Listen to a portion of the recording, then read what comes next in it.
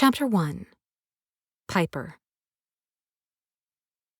I absolutely hated driving. Yet here I was, sausaged in my roommate's grandmother's barely-touched Toyota, gripping the wheel with sweaty palms as I navigated Manhattan's morning rush.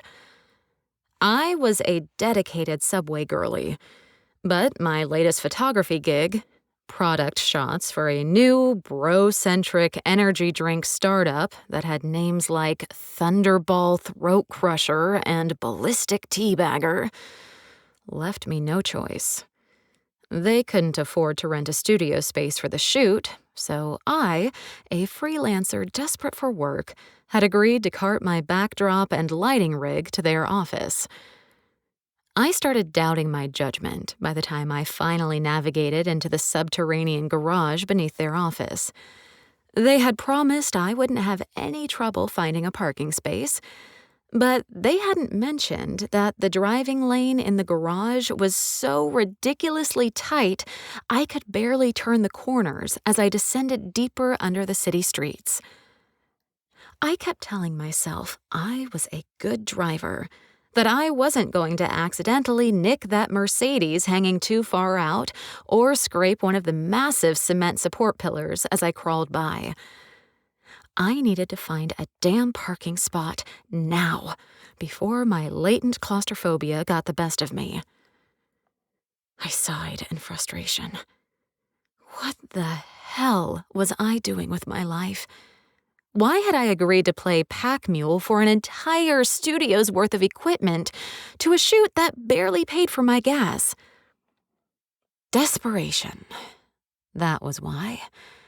I had a dream and the drive. All that was missing were the dollars. After spiraling down what felt like a dozen levels, I finally spied an open spot, mercifully right next to the elevator. There was a red sports car idling beyond it that looked like it had just pulled out.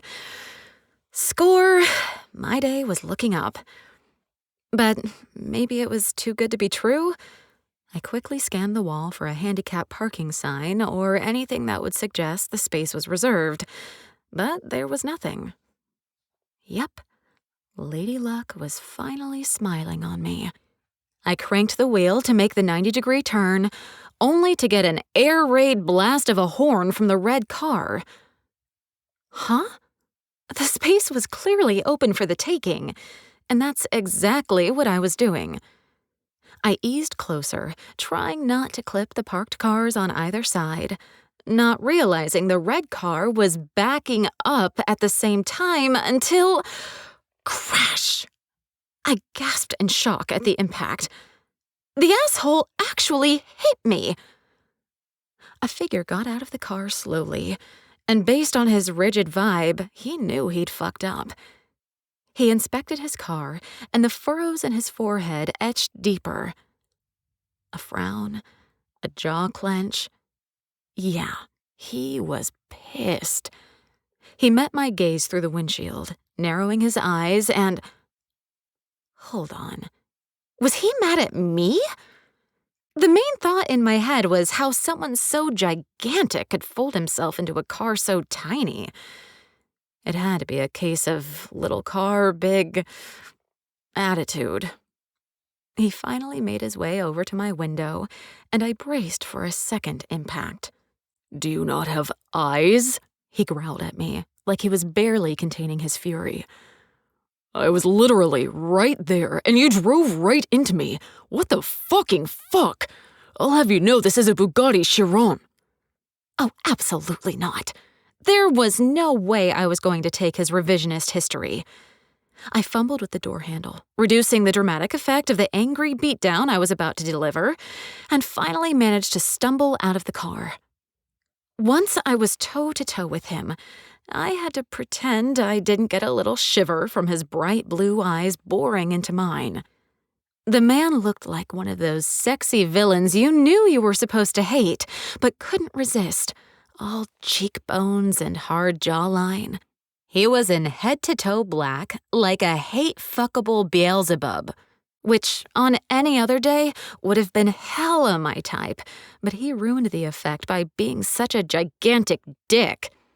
So, rather than drooling over that face and body the way I normally would, I was foaming at the mouth with fury. I promised to be careful with the car, and now this demon in a black suit had ruined everything, and made me late.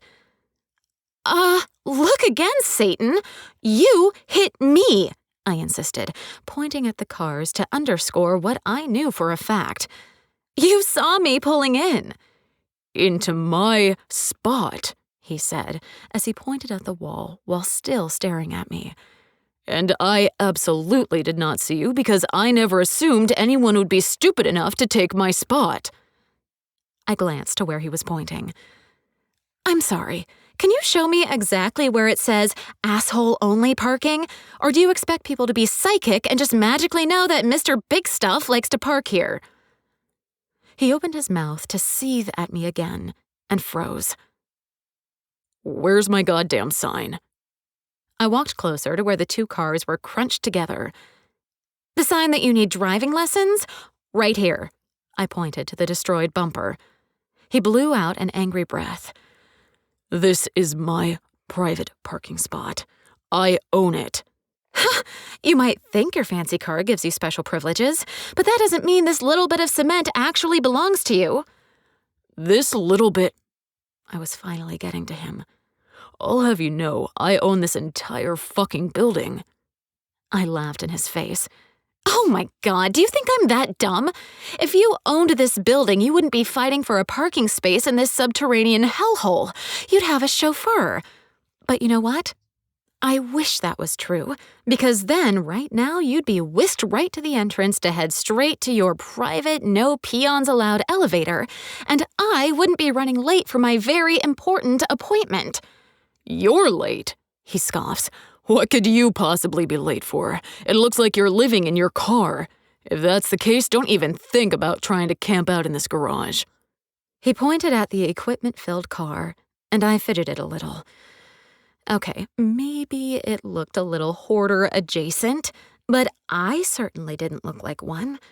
I was dressed for physical work, but I'd put makeup on and attempted to tidy up my hair for a change. I'd felt cute when I left my apartment, but the way this demon was staring me down made it clear I must have sweated my mascara off during the drive. I mean, the way he was watching me was downright unnerving. He never took his eyes off me, like he thought I was going to try to carjack him. As if I'd ever want a car so stupid small. Where would I put groceries? Hell, where would I put my purse? I'm late for real work, he continued before I could defend myself. And what's your real work? Something that let him collect souls as payment, no doubt. Divorce attorney, crisis PR for athletes with drug problems. Not even close. He smirked at me. In any case, this conversation is over. I'm having security sent down to deal with you. He pulled out his phone and punched the screen, then walked away without another word. Excuse me? I scream at his retreating form. You're just leaving your car smashed into mine? I need your insurance information. Don't you dare walk away from me. What's your name? I'm Piper Doyle. Who are you, for fuck's sake? I reached him right as the elevator doors opened. My name? The stranger's smile looked downright sinister.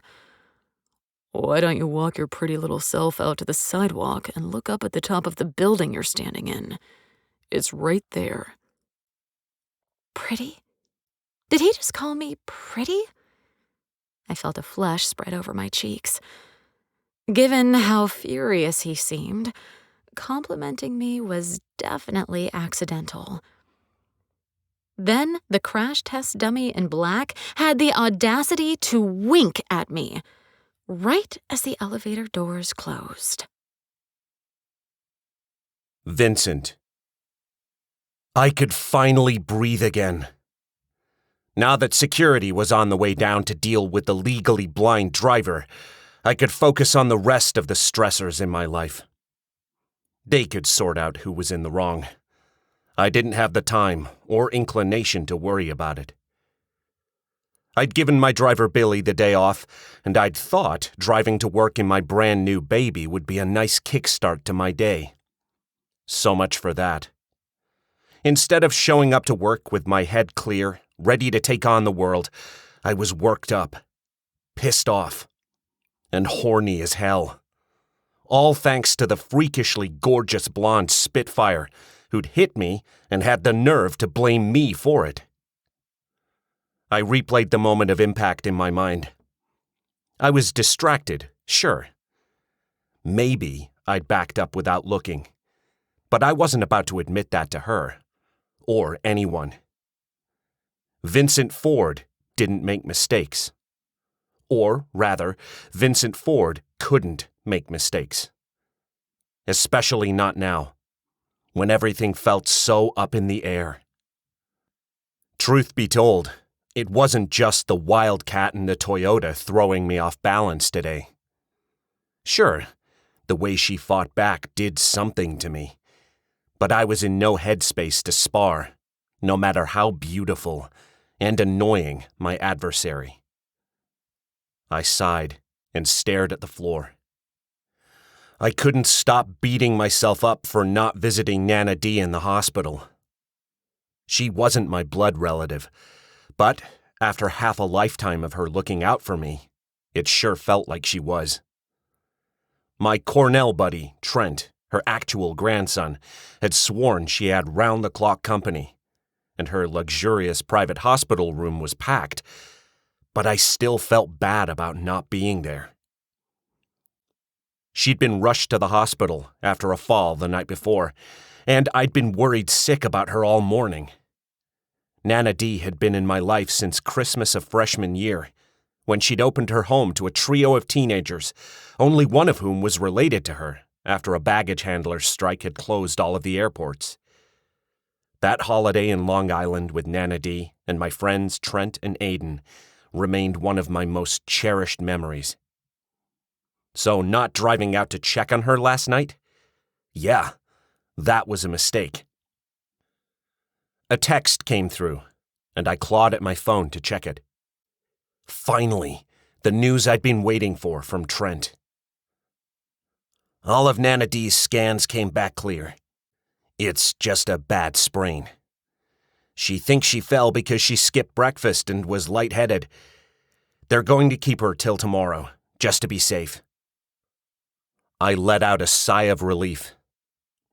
Now that I knew she was okay, the tension in my temples eased a bit. I finally reached the top floor and strode off the elevator. Summit Fragrances buzzed with activity.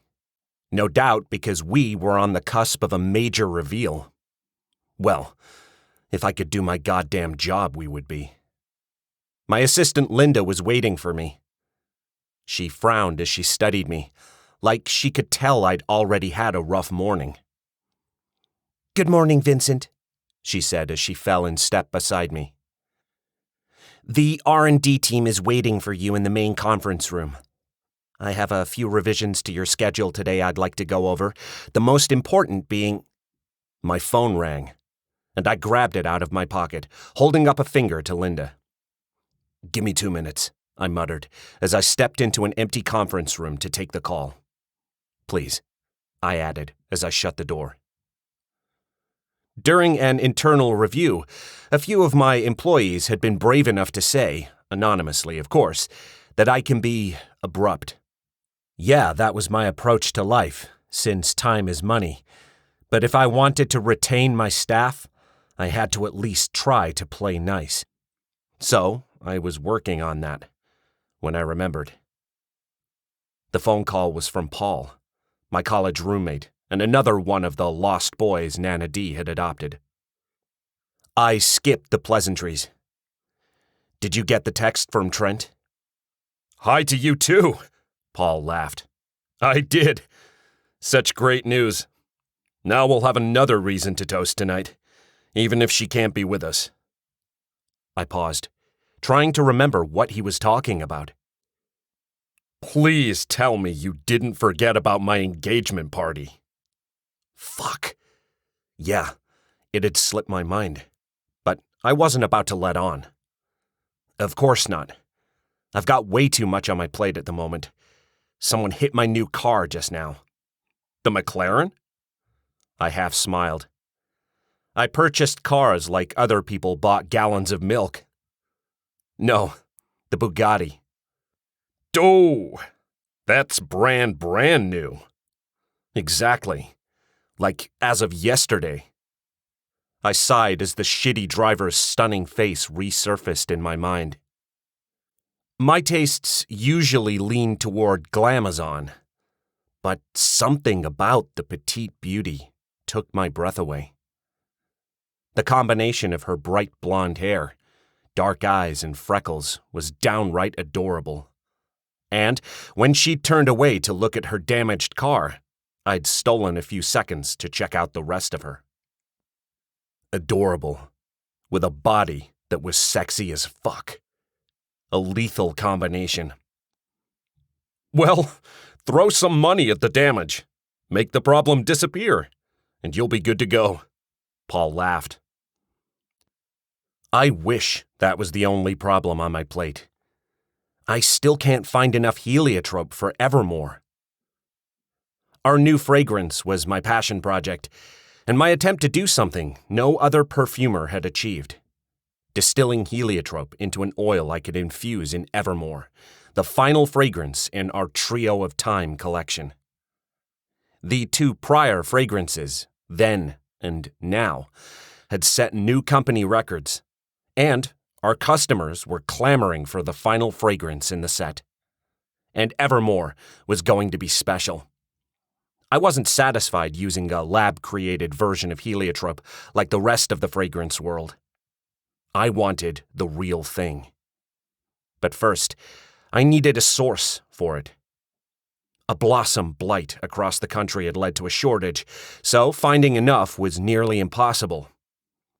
Thanks to the cover story in the New York Times Magazine, I'd already publicly committed to being the first perfumer to distill heliotrope, and I was confident our chemists could do it. I just needed to find enough of the damn plant first. Well, the rest of the guys are coming. Maybe you can drink your troubles away tonight, Paul said. You bringing Maya? I could hear reluctance in his voice. I knew he wasn't a fan of my supermodel girlfriend. Neither was I anymore, which was why she was now my ex-girlfriend. We broke up a while back. I thought I told you that.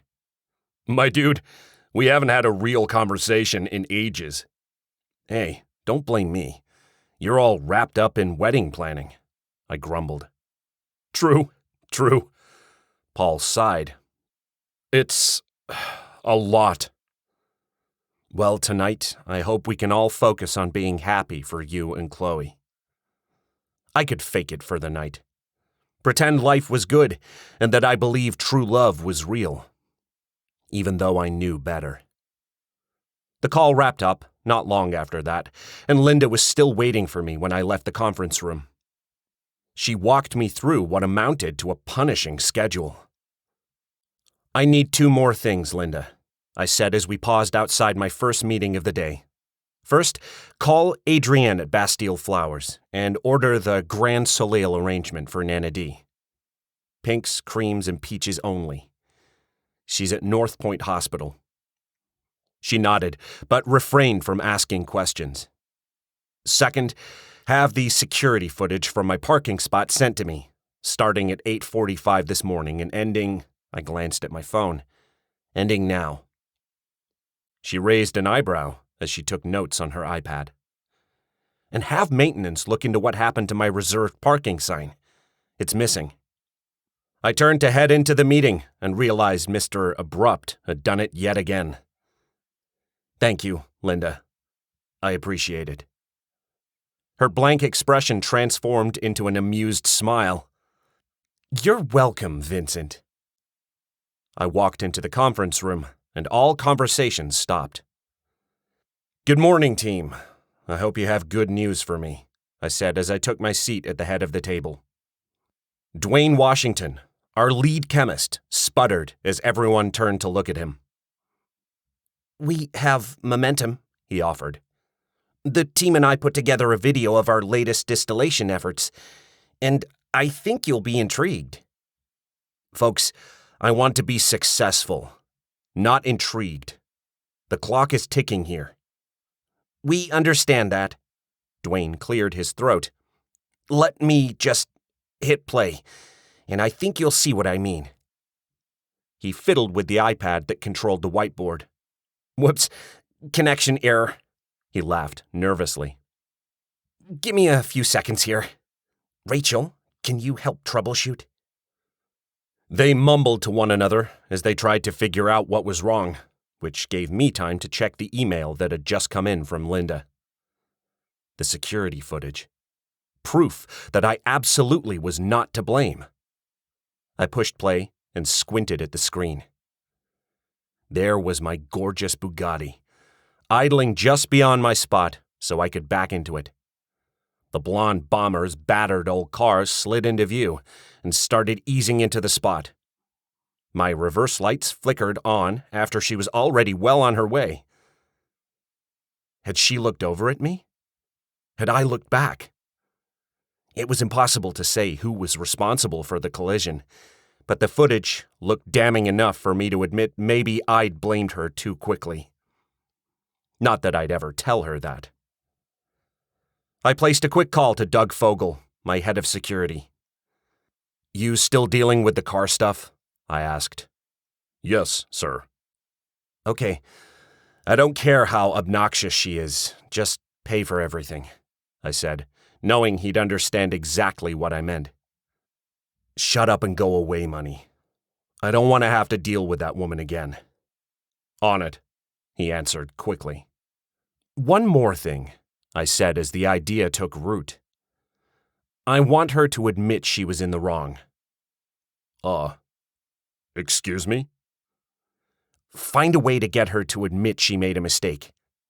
She crashed into me. Imply that it's a stipulation for the payout. It's not, of course, but I want her to say the words." I didn't elaborate, because I didn't have to. My word was law. "Okay, Mr. Forde," Doug said haltingly. "You got it." I reminded myself to be courteous. "Thank you." I hung up, satisfied that of all the things in my life I couldn't control, at least I'd never have to deal with Manhattan's worst driver ever again.